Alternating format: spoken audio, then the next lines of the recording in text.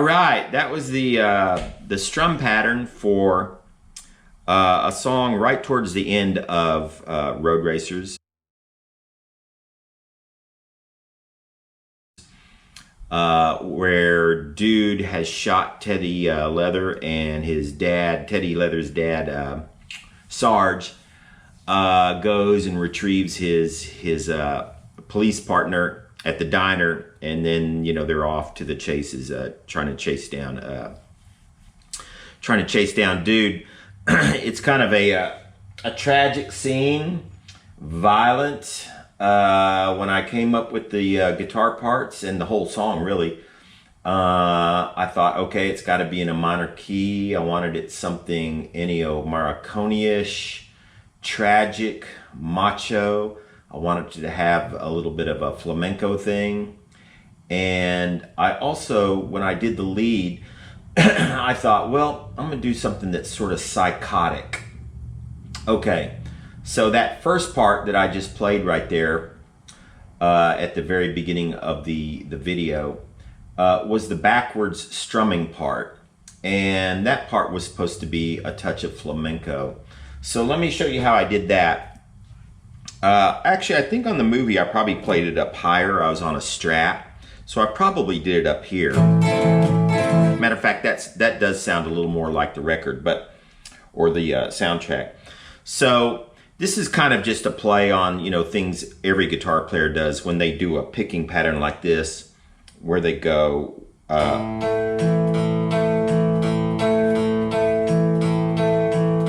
down, up, up, down, up, up, down, up. I just did that, except made it into a whole strum. So I'm doing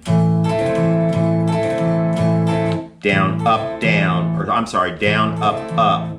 I'm kind of hitting a little harder at the very end. It sounds like an extra upstroke, like this. Down, up, up, down, up, up, down, up, down, up, up, down, up, up, down, up. Except I'm dragging the pick.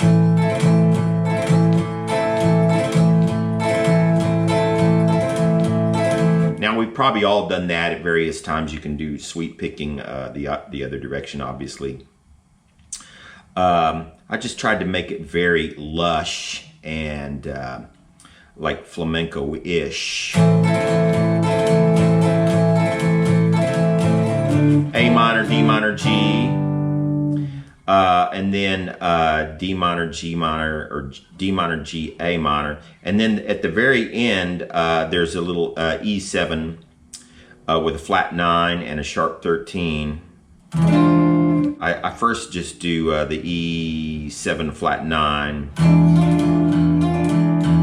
and then the sharp 13, and then I reach up here and grab the 3rd. So that's kind of like that. Back to this. So that's pretty much that part. 1, 2, 3, 4.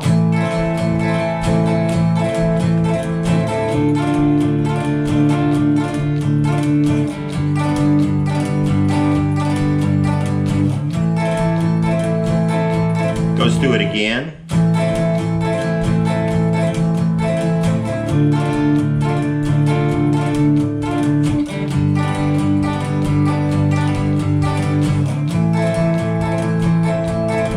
Next part.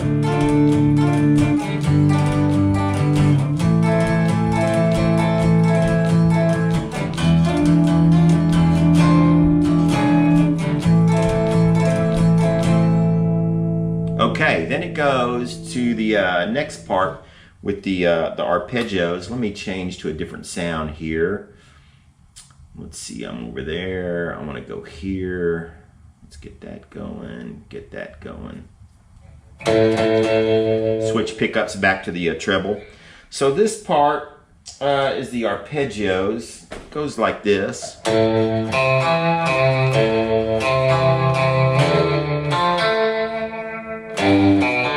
Kind of like that.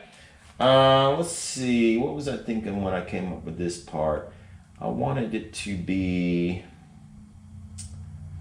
let's see, they were supposed to be grand, almost kind of honorable.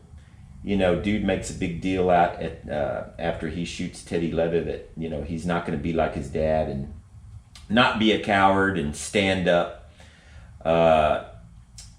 to other people. And, you know, I wanted it to be tragic. So it's supposed to be, yeah, sort of stoic, grand, honorable, tragic. And I've always loved those arpeggios. I mean, they sound like something Ennio Morricone would write, you know, down low. I didn't play them all the same either. I could have held the notes on all of it. Sometimes I held the notes together, sometimes just 2 notes together. Honestly, all these years later, I don't remember exactly, you know, what my thinking was. We are working super fast on a deadline, having a lot of fun, doing things very quickly. So I think I kind of did something like this. And then, you know, maybe those 2 notes together. And then on the G. And then A minor. Like that. I probably didn't ever hold all 3 together. I definitely didn't do 1 string at a time like this.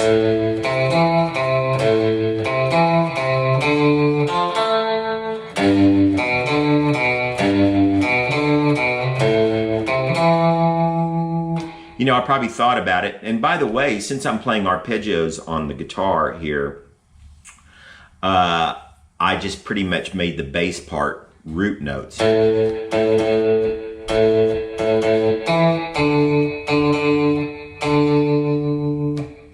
Something like that.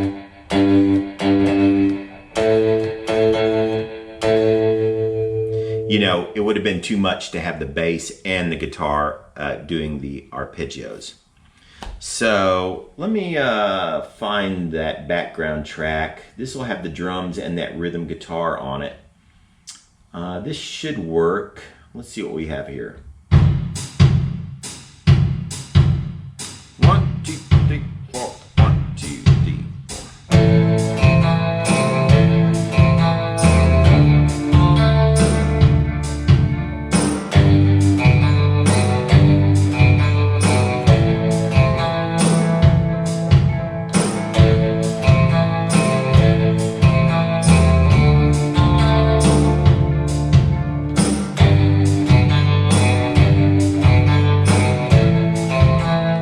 Chords.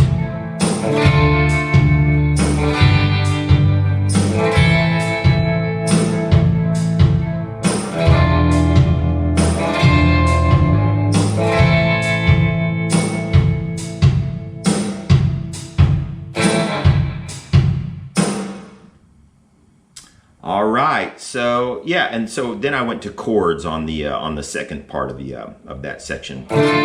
Instead of continuing on with the arpeggios, I just went to chords. And obviously, in the movie, I'm using a little bit of whammy bar, you know, dragging it down. I don't have a guitar anymore with a whammy bar. One of my students has got a nice Duesenberg with a whammy bar. I probably should have borrowed that. The Strat that I used for a lot of the film, I sold to one of my guitar students a long time ago, maybe about 11 or 12 years ago. And to be honest with you, I've never really been much of a Strat or whammy bar guy. I love it when other people use a Strat or whammy bar. It's just never been one of my things. But like I say, I love hearing it on surf music, rockabilly. And I'm kind of the same way with slide. I don't play a lot of slide. I like playing slide, but I've never really, you know, I've never incorporated it into my style. Anyway, so whammy bar stuff here. And then here, E7 flat 9, sharp 13. And actually, when I hit that chord on the rhythm part, I think I just did this. I didn't bother to hit this or this. So I probably went, let's see, 2, 3, 4. just let that ring. And then on the lead guitar part, which I'll do here in a second, I did go, okay, so let's get to that rhythm guitar part, or lead guitar part. So, let's see here. I want to turn that off. And I've got 3 different amp sounds here for, you know, the various parts. One for the chords, one for that arpeggio part, and one for this lead part. Now, on the in the film, I think I used the front pickup as well for the lead. Never been all that crazy about it, and it had a ton of tremolo on it, on the amp setting. And so I'm leaving that a little bit off. And also I noticed when I went back and listened to the track from the film, behind the solo, you still have this arpeggio thing going. It's very quiet, but I'm going to leave it out here so you can hear the solo a little bit better. Usually if I do something like that, I would think to take the arpeggio part out, because it kind of gets in the way a little bit of the solo. And like I say, we were working super fast. I might not have even been there the day they mixed it. Me and Johnny Reno and Robert, we were all in Fort Worth when we were working on this stuff. And sometimes all of us were at the studio, sometimes only one of us were there, sometimes 2 of us there. It was really crazy. We were staying up very, very late, till 5:30, 6 in the morning, having a blast. Okay, yeah, so the lead, I thought, man, it needs to be sort of psychotic. You know, the ending of the movie, it does have kind of a psychotic thing, and even the last song going out of the film, after this song, is pretty crazy. I forget who does it. It was part of the some of the cover music they used for the film. A really cool track. So, yeah, that's all I have for the solo, is that it was supposed to be just sort of psychotic. I wrote a little bit about technique. I'll talk about the technique of the solo here in a second. But basically, without the tremolo picking, it goes...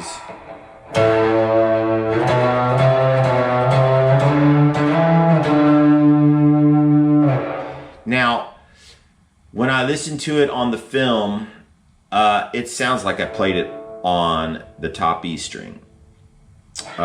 Maybe I played it open.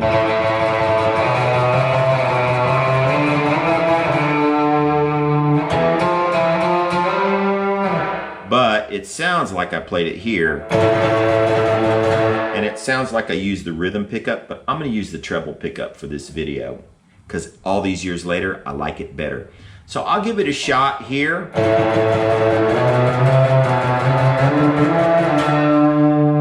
And then I switch strings, so on and so forth.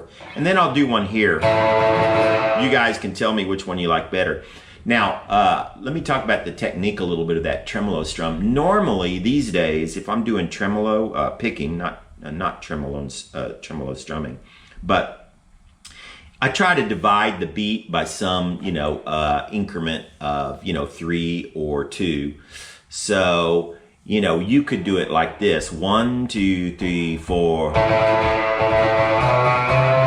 Let me try that again. 1, 2, 3, 4.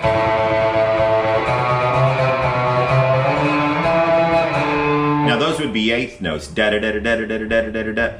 Or you could do what would that be? Eighth note triplets.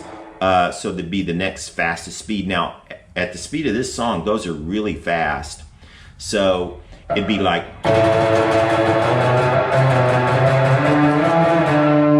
kind of mess that up, but I'll try it again here in a second. When I did the film, I don't know which speed. I'm pretty sure I didn't use eighth notes, but I doubt I played those eighth note triplets. Who knows? I'm going to give it a shot here in a second. But like I say, there was tremolo on there, so it's very hard for me to tell on that guitar part. And there's also a ton of reverb. It's very hard for me to tell how I picked it. My best guess is I did something in between eighth notes and eighth note triplets. So here comes the Here comes the backing track, and let me, I'm going to play it with open strings first, or an open string. 1, 2, 1, 2, 3, 4.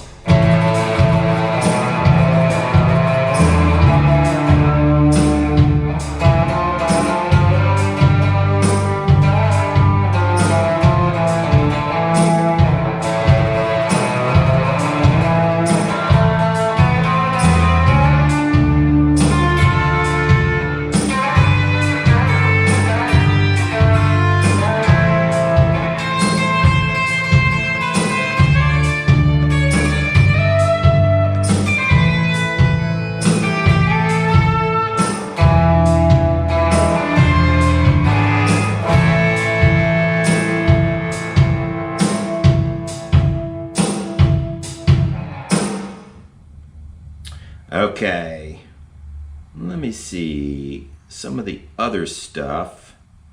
You know, this is pretty easy. I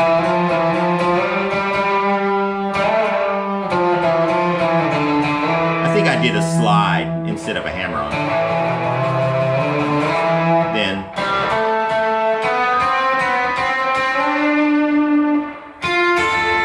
so that's D minor, right?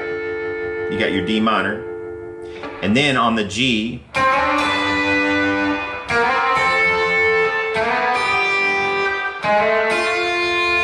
that's all G, sorry, A minor.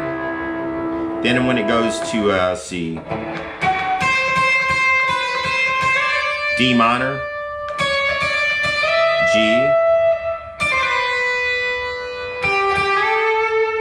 Here's the E7 flat 9 sharp 13. And then I played this. That's like E7. Okay. Let me play the whole solo without the backing track. Kind of slow. 1, 2, 3, 4.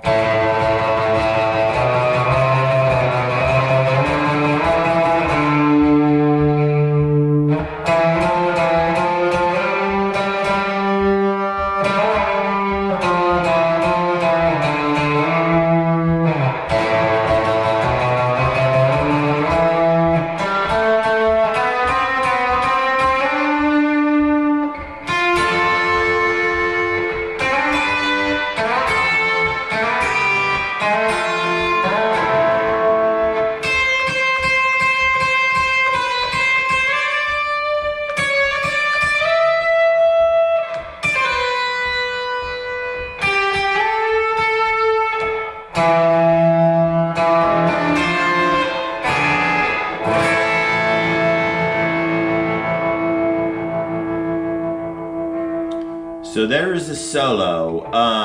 I'll try it on the top string here in a second. One of the kind of interesting things is when I go,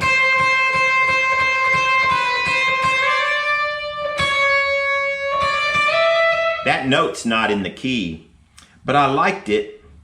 It's kind of like when you're playing jazz and you're just using an approach tone or a passing tone. There's a kid that played this solo on the internet, probably like, I don't know, 8, 9, 10 years ago, and he did a really good job. He played this. That's actually in the key, but I use this. And I'm glad I got that in because I liked having the tension note. So that's, then here, and then here. See, then I use the C. Now I kind of wondered if I'd done this because I like to do this a lot, like just 4 notes in a row. But I think I just did. It's kind of interesting when you make up solos and things, you know, kind of figuring out where you're sliding, where you're hammering on, where you're bending, where you're using whammy bar, when you're playing aggressive. I noticed that when I did this, on that strat, I got real aggressive with this note. It's a little harder to do on this telly right here. I got real aggressive with it. All right, let me try this solo again, starting on the top string for that main lick. Let's see here. What do we have here? We got it going. Yeah. 1, 2, 1, 2, 3, 4.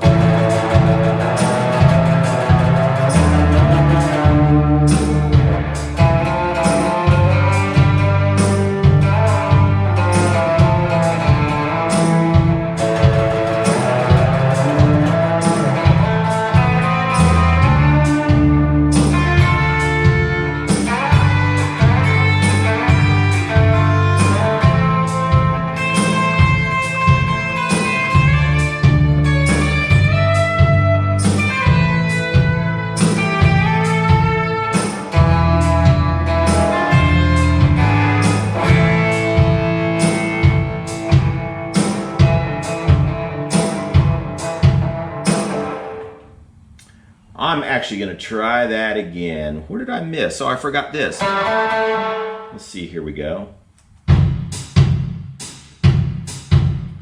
1, 2, 1, 2, 3, 4.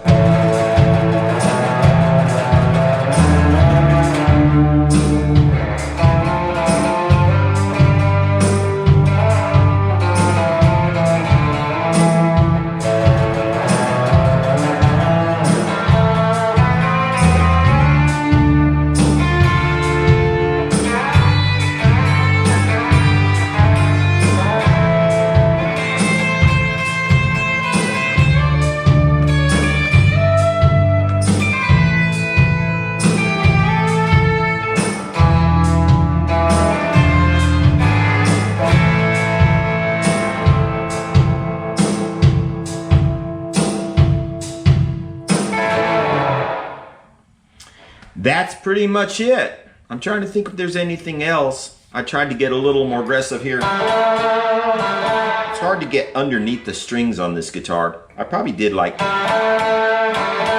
that Strat, and you know, then with the Strat, when you get underneath the strings, the strings really slap against the frets.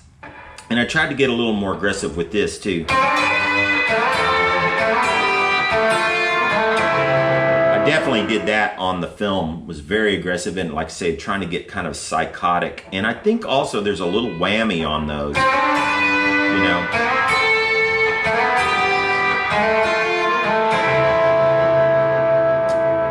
Let's see if let me check my notes and see if I have any other thoughts on that. I mean, it was a total blast doing this song for the film, and really almost all the stuff. Let's see. Yeah, I talked about whether or not I did eighths or triplets, or, you know, eighth note triplets, or did I just play as fast as I can, somewhere in between. But these days, I won't demonstrate now, I'll do a different video, but these days if I'm playing like a blues or anything that needs sort of tremolo strumming or tremolo picking, I try to play at some sort of exact division of the beat, either triplets or eighths or sixteenths or 32nds. You know, if you listen to Miserlou off of Dick Dale, off the intro to Pulp Fiction, which came out right at the same time as Roadracers. Obviously, Quentin and Robert are really good friends, and they talk a lot about music. If you listen to that, Dick Dale's part, you know, he's dividing the beat, you know, exactly. And also, speaking of Dick Dale and this tremolo, a lot of times when I do tremolo, I'll be pretty fine about it, you know, with a nice loose wrist. But to get the psychotic thing on this, I just locked my wrist. And that's what Dick Dale does when he plays Miserlou. He just locks his wrist. It gives you a really angry, kind of like a really pissed off bumblebee sound or something. You know, it's very angry sounding.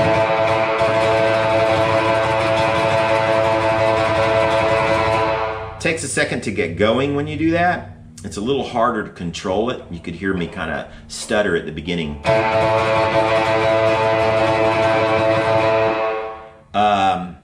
But But you know, if you do the finer technique, like a lot of jazz guys, or if you're like coming like from a mandolin players, they play, the pick is flopping around a lot. They're playing very loosely, and it's a cool sound too. It's more like a hummingbird versus a pissed off wasp, or a, you know, a really pissed off bumblebee or something.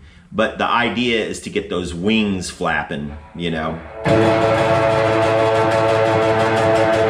And again, it's a little easier if you have a guitar where the strings are a little higher off the frets, because as soon as you start playing, that string sinks down on you, and then you're like, you know, almost on the body of the guitar at that point. So now, you know, flamenco guys are the best, obviously, at that, and they're doing it with their fingers. And I study a little bit of flamenco, but I'm not even going to try and embarrass myself right now on that. But anyway, let's see. So I did the solo in both on this string and on this string. You guys can let me know which one you like better. And I think at some point in the next few weeks, I'm going to record all of these parts into a track, and you know, maybe just do a whole new version of the song. Sorry about that. Here's the bass and the drums. This is a new bass and drum track that I did in Ableton. Let's see, I did it in Apple's Logic. I do a lot of stuff in Ableton. The last video I did on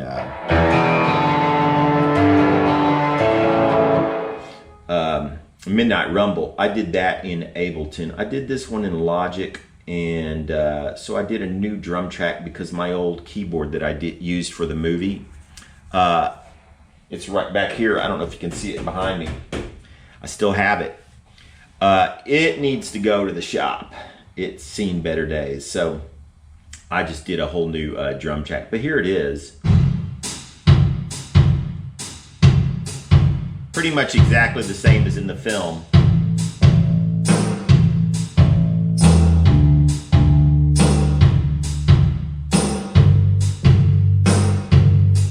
Very simple.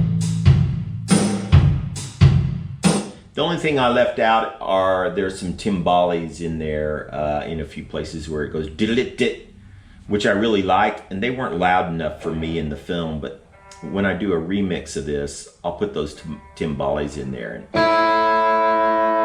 And I'm kind of curious to hear a whole new version of it. I did some of this stuff last night, and when I woke up today, I thought, well, I'll listen to what I recorded. And I thought, oh, it sounds pretty good, you know. And then I listened to the version off the film, and I'm like, well, I like that one too. It's hard to decide between, you know, you get so used to the kind of fall in love with the original version. Anyway, I hope you guys enjoyed that. It was kind of interesting for me to go back and go through my thoughts and make these notes about what I was thinking when I came up with all of that stuff. Part of the thing that's fun about doing music for film or TV is you really, you know, get to think about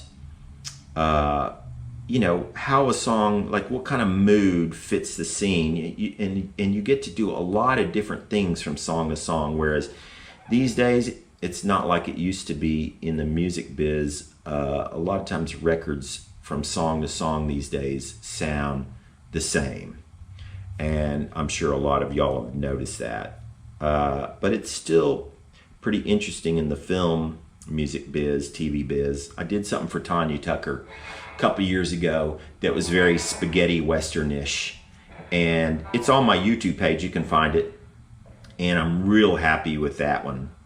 I love that Ennio Morricone kind of stuff. All right, hope you guys enjoyed that, and I'll see you later.